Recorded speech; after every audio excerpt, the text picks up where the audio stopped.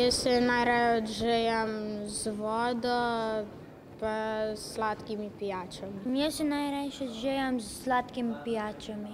Takrat, ko imam rojstni dan ali pa ko se žejem. Ravno sladke pijače, s katerimi se odžeja kar 40% mladih v Sloveniji, naj bi poskrbele, da bo v državni blagajni več denarja. Vlada je predlagala, da bi na sladkor in nekatere druge dodatke v njih plačevali trošarine, torej posebne davke. Zaradi tega bi bile sladke pijače dražje.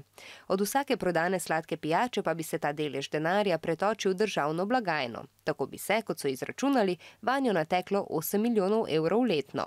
Takšen davek že imajo v 10 evropskih državah, saj preveč sladkih pijač škodi zdravju in pripomore k debelosti ter hitrejšemu staranju. Še zmeraj bom kupovala samo manj.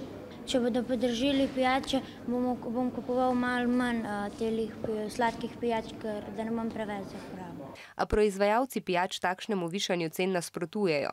Če bo prodanih manj sladkih pijač, bo tudi manj delovnih mest in bo več ljudi brez službe, pravijo. V naslednjih tednih bodo strokovnjaki določili, za katere snovi v pijačah bi bilo poleg sladkorja še treba plačevati.